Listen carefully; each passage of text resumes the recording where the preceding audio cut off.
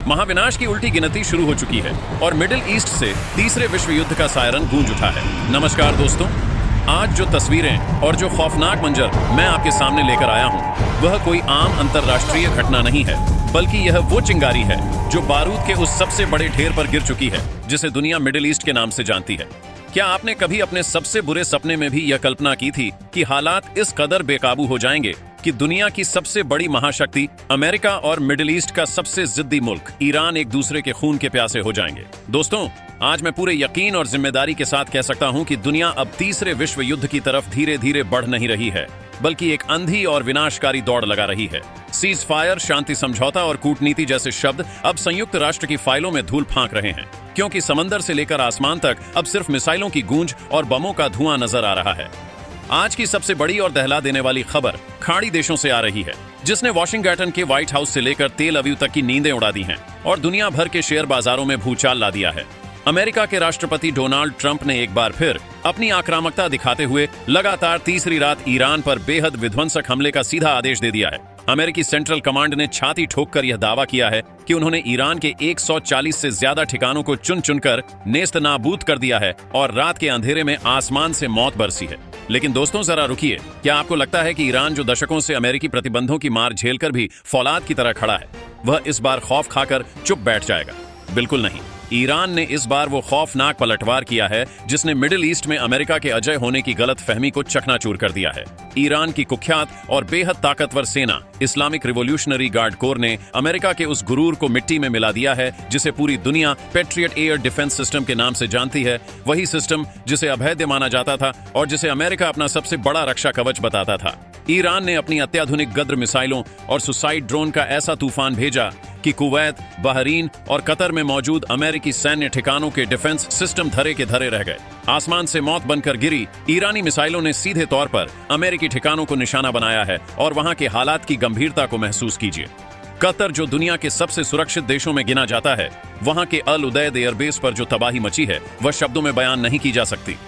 अल उदैद कोई आम बेस नहीं है, यह मिडिल ईस्ट में अमेरिका का सबसे बड़ा और सबसे अहम सैन्य अड्डा है। ईरानी सेना का दावा है कि उसने बाकायदा अमेरिकी फाइटर जेट्स के मेंटेनेंस सेंटर, उनके रखरखाव के गोदामों और सबसे अहम कमांड हेडक्वार्टर को मलबे के ढेर में तब्दील कर दिया है। स्थिति इतनी भयानक और बेकाबू हो चुकी है कि कतर के गृह मंत्रालय को आज सुबह दूसरी बार पूरे देश में हाई सिक्योरिटी अलर्ट जारी करना पड़ा है। कतर और कुवैत की सड़कों पर सन्नाटा पसरा है, लगातार इमरजेंसी सायरन गूंज रहे हैं, आसमान में इंटरसेप्टर मिसाइलों के टकराने की डरावनी आवाजें आ रही हैं, लोगों की सांसें अटकी हुई हैं और सरकारों द्वारा आम नागरिकों से घरों के अंदर छुपने और बंकरों में पनाह लेने की लगातार अपील की जा रही है। बात सिर्फ कतर और कुवैत तक सीमित नहीं है, इस बदले की आग ने पूरे अरब सागर को अपनी चपेट में ले लिया है। ईरान ने ओमान के दुख बंदरगाह पर भी कहर बरपाया है और वहां खड़े अमेरिकी एयरक्राफ्ट कैरियर के लॉजिस्टिक सपोर्ट और ईंधन भरने वाले सबसे अहम फ्यूल सेंटर को सीधे तौर पर निशाना बनाया गया है।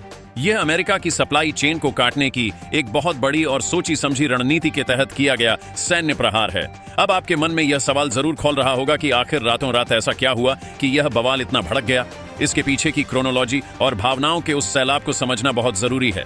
यह सब जुड़ा है ईरान की सड़कों पर उमड़े उस जन सैलाब से जिसने अमेरिका की रातों की नींद हराम कर दी है। ईरान के नए सुप्रीम लीडर मुज्तबा खामनई ने अपने पिता और शहीद नेता आयतुल्लाह अली खामेनेई के जनाजे में उमड़े लाखों करोड़ों लोगों के सामने एक ऐसी कसम खाई है जिसकी गूंज से पूरी अमेरिकी लॉबी कांप उठी है।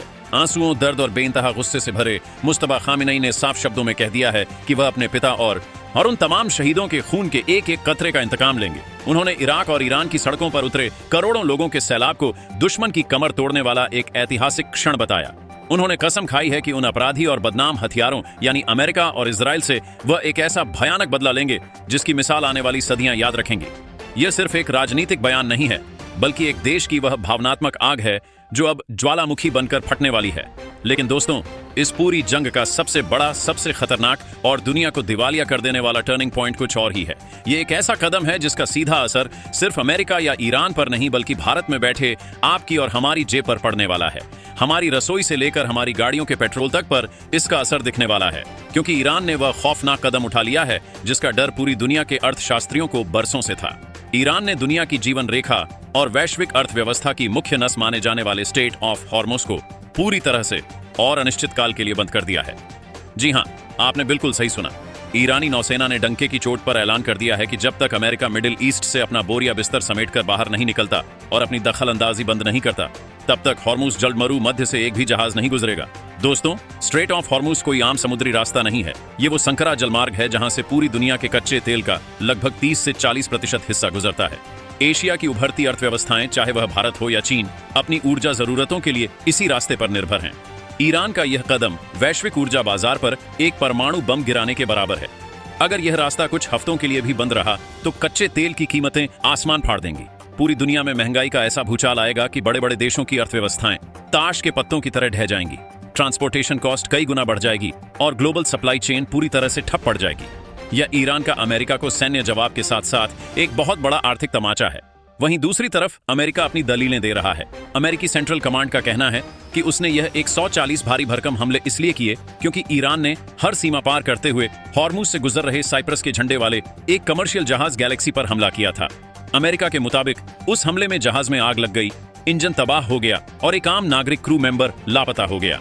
अमेरिका का साफ कहना है कि उसने ईरान को अंतर्राष्ट्रीय संधियों का पालन करने और सुधरने का एक आखिरी मौका दिया था, लेकिन जब ईरान नहीं माना और लगातार वाणिज्यिक जहाजों को निशाना बनाता रहा तो अमेरिका को मजबूरन अपने राष्ट्रपति के आदेश पर यह भारी कीमत वसूलने वाला कदम उठाना पड़ा। लेकिन ईरान इस अमेरिकी दलील को सिरे से खारिज करता है। ईरान ने इसे अपनी संप्रभुता पर हमला और अमेरिका की अवैध दखलंदाजी का नतीजा बताते हुए पूरे समंदर पर ही अपना फौलादी पहरा बिठा दिया है। ईरानी सेना ने साफ शब्दों में अमेरिका और इजराइल को खुली चुनौती दे दी है और उनका संदेश बिल्कुल साफ है कि अगर तुम्हारे अंदर हिम्मत है तो और हमले करके दिखाओ, हम हर एक मिसाइल का जवाब दो, मिसाइलों से देने के लिए पूरी तरह तैयार हैं। अब यहाँ कूटनीति के पन्नों में सबसे बड़ा और गहरा सवाल यह खड़ा होता है कि अमेरिका के राष्ट्रपति डोनाल्ड ट्रंप अचानक इतने आक्रामक और बेकाबू क्यों हो गए हैं? क्यों वह लगातार तीसरी रात इतने बड़े और विनाशकारी हमले का आदेश दे रहे हैं, वह भी तब जब पूरी दुनिया उन्हें संयम बरतने की सलाह दे रही है? दोस्तों, इसके पीछे की असली कहानी इजराइल के उस खौफनाक नैरेटिव से जुड़ी है जो दिन रात ट्रंप के दिमाग में फीड किया जा रहा है।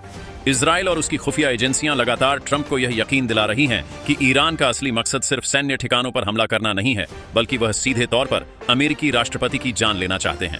मौत के इसी खौफ और अपनी सत्ता को बचाने के मनोवैज्ञानिक दबाव में ट्रंप बिना कुछ सोचे समझे आग से खेल रहे हैं। उन्हें लगता है कि अगर उन्होंने आक्रामकता नहीं दिखाई तो वह कमजोर साबित होंगे। मगर क्या उन्होंने इस बात का अंदाजा लगाया है कि अगर यह लड़ाई ऐसे ही बढ़ती रही, अगर एक तरफ से मिसाइलें और दूसरी तरफ से ड्रोन हमले यूं ही चलते रहे तो इसका अंजाम क्या होगा? अगर बातचीत का, कूटनीति का कोई रास्ता नहीं निकाला गया तो वह दिन दूर नहीं जब अमेरिका अपनी पूरी बौखलाहट और महाशक्ति के अहंकार में आकर ईरान की न्यूक्लियर साइट्स पर हमला कर देगा। और अगर ऐसा हुआ तो लड़ाई सैन्य अड्डों तक सीमित नहीं रहेगी, फिर स्कूल, अस्पताल, स्टेडियम और रिहायशी इलाके निशाने पर होंगे। लाखों बेगुनाह लोग मारे जाएंगे और खून की नदियां बहेंगी। क्या संयुक्त राष्ट्र संघ और दुनिया के तमाम बड़े देश इस मसले को सुलझाने में पूरी तरह से लाचार और पंगु हो चुके हैं?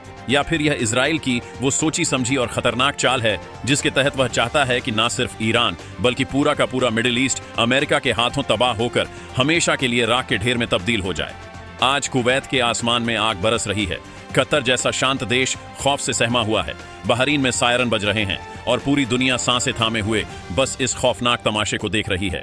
ईरान झुकने को तैयार नहीं है और अमेरिका अपनी जिद छोड़ने को राजी नहीं है। यह एक ऐसी सुरंग है जिसके दूसरे छोर पर कोई रोशनी नहीं बल्कि सिर्फ और सिर्फ तबाही का अंधेरा है। आप इस पूरे खौफनाक और तेजी से बदलते घटनाक्रम को किस नजरिए से देखते हैं? क्या आपको लगता है कि डोनाल्ड ट्रंप का यह कड़ा एक्शन सही है और आतंकवाद को खत्म करने के लिए जरूरी है, या फिर ईरान का यह पलटवार और हॉर्मुज को बंद करने का फैसला दुनिया को सीधे तौर पर तीसरे विश्व युद्ध और एक भयानक आर्थिक मंदी में धकेल देगा? इस अंतर्राष्ट्रीय महासंग्राम पर आपकी बेबाक राय क्या है? अपनी आवाज को दबने मत दीजिए और अपनी राय तुरंत नीचे कमेंट बॉक्स में जरूर लिखें। सच के इस सफर में जहां हम बिना डरे हर खबर की तह तक जाते हैं, मेरे साथी बनिए। इस वीडियो को अपने दोस्तों, परिवार और हर उस इंसान तक शेयर करें जो दुनिया की हकीकत जानना चाहता है। चैनल को जरूर सब्सक्राइब करें और अपना कीमती समर्थन दें। जय हिंद।